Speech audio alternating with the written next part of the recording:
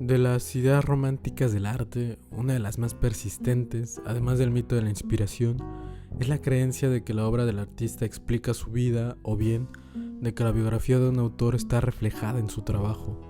Me sorprende en buena medida esta idea porque me parece que no se necesita de mucho para empezar a dudar de que sea verdadera y que al poco es fácil convencerse o de que no es así o de que si es así no podemos saberlo. Como esto sigue siendo a pesar de todo un pensamiento personal, me pongo a mí por ejemplo, no como artista sino simplemente como persona. Soy consciente yo a cada instante de lo que hago, de las consecuencias de mis acciones y sus motivos. Si así fuera, no me habría equivocado tanto en la vida.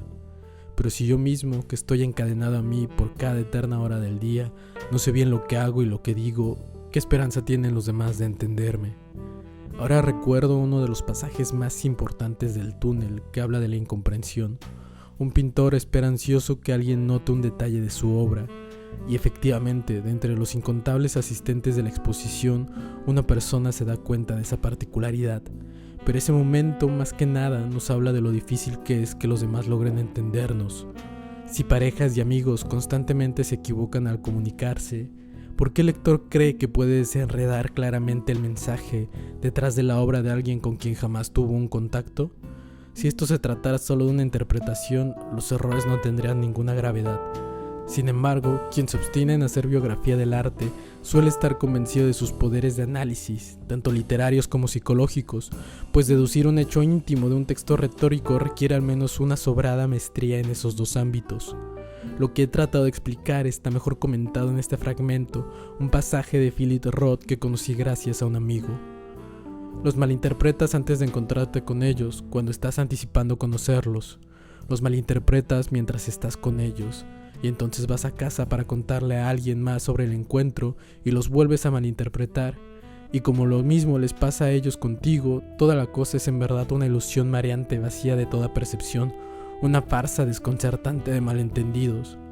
Lo que es un hecho es que interpretar bien a las personas no es de lo que se trata la vida, es malinterpretarlas lo que significa vivir, malinterpretarlas y malinterpretarlas y malinterpretarlas, y entonces, después de reconsiderarlo cuidadosamente, malinterpretarlas de nuevo.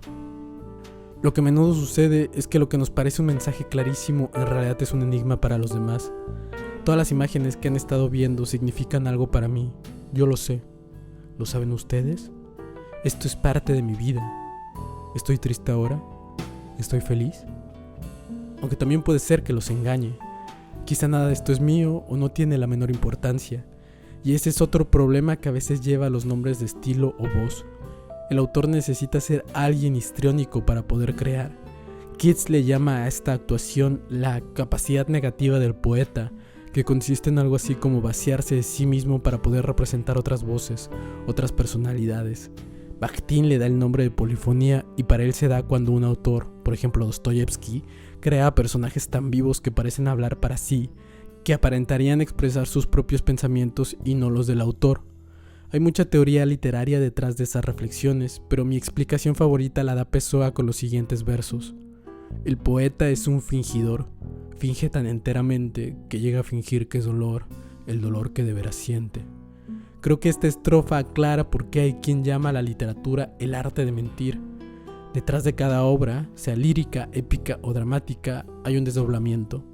Habría que imaginar al artista pronunciándose siempre con una máscara puesta, sin que sea evidente si sonríe o llora cuando habla.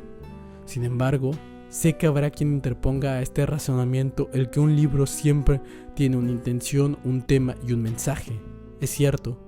De igual manera lo es el que dicho mensaje es volátil a pesar del autor. La literatura, aunque haya quien lo niegue, tiene sus límites. A lo mejor son muy amplios y sin duda cambian de persona en persona, pero existen. Hay formas que yo nunca utilizaría para escribir un texto. Esas preferencias ya limitan lo que puedo decir. También el estilo del que antes hablé, pero por otros motivos, restringe las posibilidades de escritura. Incluso los diarios, que parecerían lo más natural de la literatura, conllevan una edición. Hay frases que se borran porque, estilísticamente hablando, no quedan bien, o que se cambian por razones estéticas. ¿Cómo saber que un escritor escogió un símbolo porque estaba sentimentalmente ligado a él y no porque era una mejor decisión artística? De todas las ponderaciones que suele tener un autor, la de mayor peso es la formal. Así, los libros que leemos, por más que se hayan hecho con buena voluntad, están mediados, curiosamente, por el arte. Es decir, el estilo, las elecciones estéticas, nos separan del hombre que está detrás de ellas porque muchas veces están más relacionadas a jugar bien el juego que con mostrarnos un perfil de quien lo escribió. Y hay más equívocos. La gran mayoría de las palabras tienen más de un significado. El lector escoge la acepción que cree correcta, así como se juega a la lotería. El autor bien pudo estar pensando en otra. Podría ser que usara una palabra considerando un significado en desuso, antiguo. Podría ser que, a pesar de su conocimiento de la lengua, la usara mal. Ha pasado antes. Tal es la polisemia, la variedad de sentidos, que una obra siempre es una obra abierta, lo que quiere decir que se presta a interpretaciones. A mí Kafka me pone triste. A sus amigos, Kafka los hacía partirse de risa. La literatura está hecha, quizá no para malinterpretarse, pero sí para comprenderse en diferentes direcciones. Una obra cerrada, de sentido único, se agotaría a la primera lectura. Sería siempre igual, y no hay hombre que sea cada día el mismo.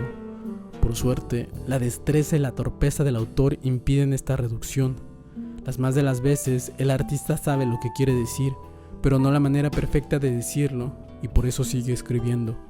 Cuando yo leo a los autores, sé que la mitad del camino del significado me corresponde, y que la mitad que ha puesto el autor es igual de problemática. No puedo leerlo a él realmente, solo puedo leer desde mí. Del escritor solo tengo las señas en las sombras. Así es que una lectura no revela tanto lo que dijo el artista como lo que yo quiero entender. Una interpretación es una historia de la lectura, no de la escritura. Con todo esto no quiero decir que la obra de arte sea un hecho aislado, sin contexto ni ideología.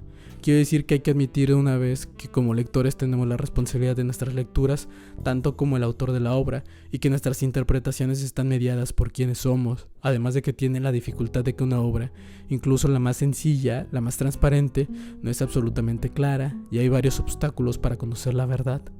Si acaso es más fácil hacer un análisis sociológico del arte que uno biográfico, es porque lo social es público y la vida íntima. Igualmente, creo que la mayoría de las interpretaciones serán fallidas y personales. Hay que pensar que los románticos creían que Dante era romántico, que Cervantes era romántico y que Shakespeare era romántico. Pero en fin, hay quien cree que lo sabe todo, hasta el pensamiento. En este punto, que es el final, entre más lo considero, más tengo la certeza de que ni siquiera yo puedo hablar por mí mismo. He estado escribiendo un diario, es decir, he estado mintiendo por escrito cada día. Y cuanto con mayor ansia busco la motivación para ser honesto, cuantas más dificultades se me presentan, a pesar de que es lo que más deseo. Intenten ustedes ser honestos, aunque solo sea para ustedes mismos. Traten de escribir en un diario sin censurarse, sin pensar en el estilo o la vergüenza. Descubran lo difícil que es la honestidad. Ahora piensen que además deben publicarlo. Eso significa ser un autor, pero también es posible que yo no sepa leer. Todo es probable.